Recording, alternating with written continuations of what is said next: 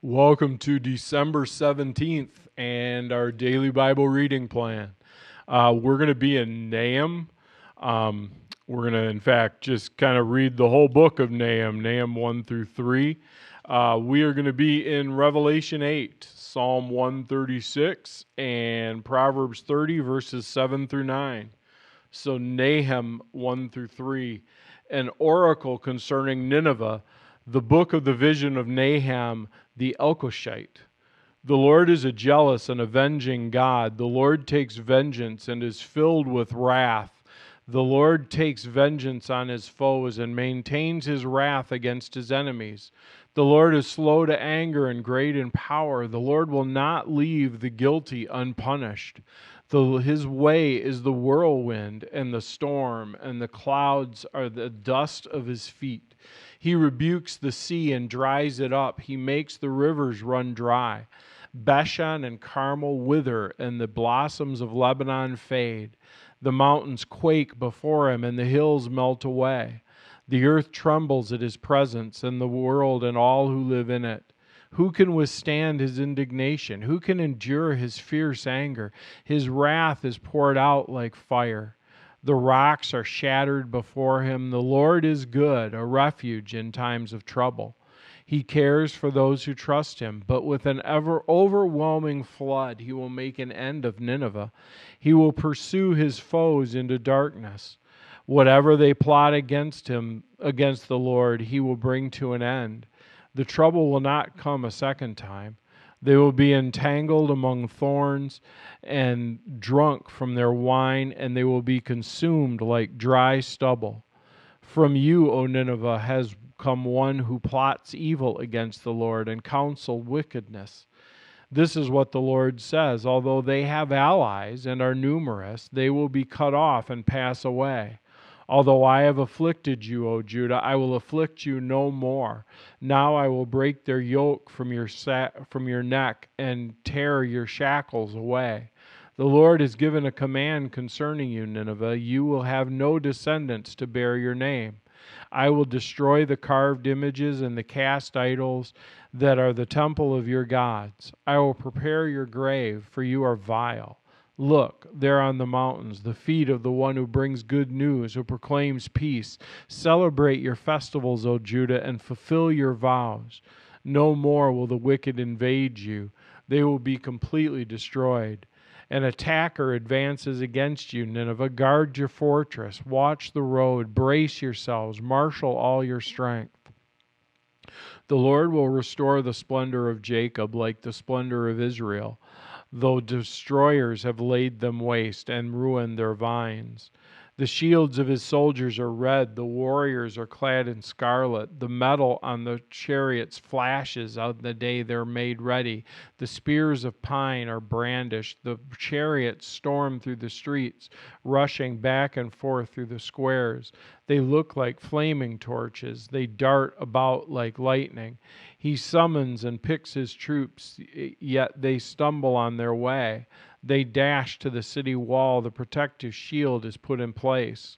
The river gates are thrown open and the palace collapses. It is decreed that the city will be exiled and carried away. Let's see if I can turn the page here. Its slave girls moan like doves and beat their breasts. Nineveh is like a pool, and its water is draining away. Stop, stop, they cry, but no one turns back. Plunder the silver, plunder the gold. The supply is endless, the wealth from all its treasures. She is pillaged, plundered, stripped. The hearts melt, knees give way, bodies tremble, every face grows pale. Where now is the lion's den, the place where they feed the young lion, where the lion and the lioness went, and the cubs with nothing to fear? The lion killed enough for his cubs and strangled the prey for his mate, filling his lairs with kill and his dens with prey. I am against you, declares the Lord Almighty. I will burn up your chariots in smoke, and the sword will devour your young lions. I will leave you no prey on the earth. The voices of your messengers will no longer be heard. Woe to the city of blood, full of lies, full of plunder, never without victims, the crack of whips, the clatter of wheels, the galloping of horses, and the jolting of chariots. Charging cavalry, flashing swords and glittering spears, many casualties, piles of dead, bodies without number, people stumbling over corpses, all because of the wanton lust of a harlot, alluring the mistress of sorceries, who enslaved the nations by her prostitution and peoples by her witchcraft. I am against you, declares the Lord Almighty. I will lift your skirts over your face. I will show the nations your nakedness and the kingdoms your shame. I will pelt you with filth. I will treat you with contempt and make you a spectacle. All who see you will flee from you. Nineveh is in ruins. Who will mourn for her? Where can I find anyone to comfort you? Are you better than Thebes, situated on the Nile, with water around her? The river was her defense, the waters her wall. Cush and Egypt were boundless strength. Put and Libya were among their allies. Yet she was taken captive and went into exile. Her infants were dashed to pieces at the head of every street. Lots were cast for her nobles, and all her great men were put in chains. You too will become drunk. You will go into hiding. You will seek refuge from the enemy. All your fortresses are like fig trees with their first ripe fruit. When they're shaken, the figs fall to the mouth of the eater, and they deride the kings. They scoff at rulers, and they... Wait a minute, I skipped a page.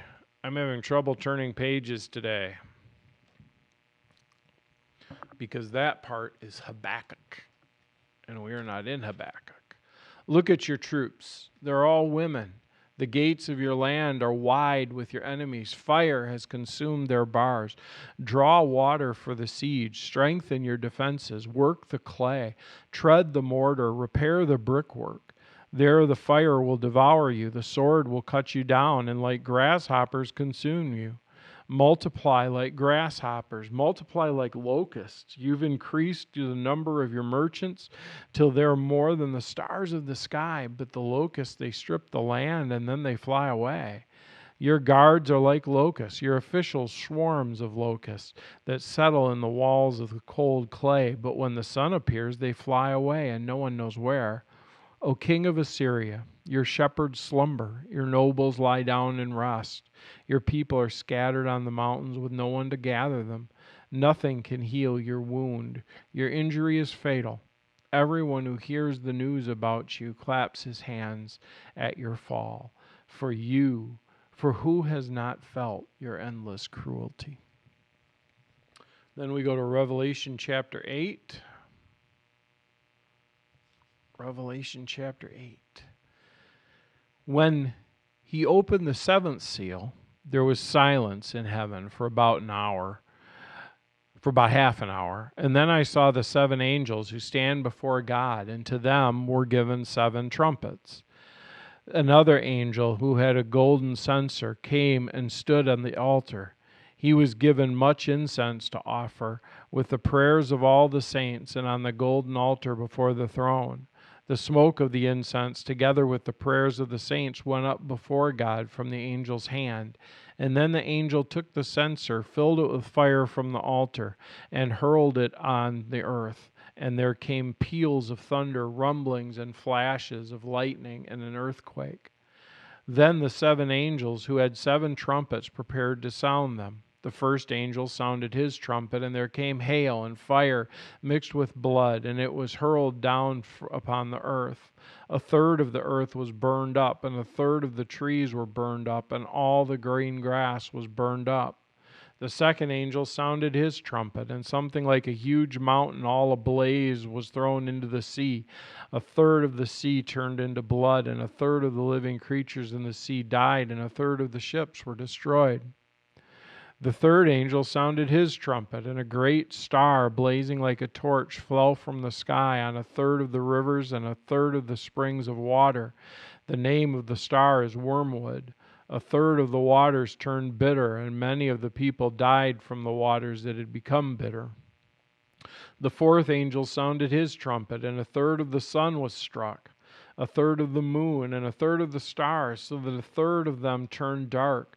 A third of the day was without light, and also a third of the night. As I watched, I heard an eagle was flying in midair out of the loud voice, "Woe, woe, woe to the inhabitants of the earth, because of the trumpet blasts to be sounded by the other three angels." Yikes. Revelation is tough stuff. Psalm 136. Give thanks to the Lord, for he is good. His love endures forever. Give thanks to the God of gods. His love endures forever. Give thanks to the Lord of lords. His love endures forever. To him who alone does great words, his love endures forever. Who by his understanding makes the heavens, his love endures forever. Who spread out the earth upon the waters, his love endures forever. Who made the great lights, his love endures forever. The sun to govern the day, his love endures forever. The moon and the stars to govern the night, his love endures forever. To him who struck down the firstborn of Egypt, his love endures forever. And brought Israel out from among them, his love endures forever. With a mighty hand and an outstretched arm, his love endures forever. To him who divided the Red Sea asunder, his love endures forever. And brought Israel through the midst of it, his love endures forever. But swept Pharaoh and his army into the Red Sea, his love endures forever. To him who led his people out of the desert, his love endures forever. Who struck down kings, his love endures forever, and killed mighty kings, his love endures forever. Sihon, king of the Amorites, his love endures forever, and Og, king of Bashan, his love endures forever. And gave their lands as an inheritance, his love endures forever. An inheritance to his servant Israel, his love endures forever. To the one who remembered us in our low estate, his love endures forever. And freed us from our enemies, his love endures forever. And who gives food to every creature, his love endures forever. Give thanks to the God of heaven, his love endures forever. And then we go to Proverbs chapter 30, verses 7 through 9. 2 things I ask of you, Lord. Do not refuse me before I die. Keep falsehood and lies far from me. Give me neither poverty nor riches, but give me only my daily bread. Otherwise I may have too much and disown you, or say, who is the Lord? Or I may become poor and steal, and so dishonor the name of my God. That proverb has so much wisdom in it. It's a wisdom that I really struggle with because I struggle with money. I wrestle with being worried about financial things and about having enough and how are we going to pay this and how are we going to pay that. I struggle with that. I worry about it a lot. I work really hard not to, but the reality is I do. And it's interesting that the author of Proverbs here says don't give me too much and don't give me too little. Give me just what I need. Because if I have too much, I might disown you. Say I don't need you anymore. I have what I need. I don't see why I need God. And don't give me too little because then I might steal and dishonor your name.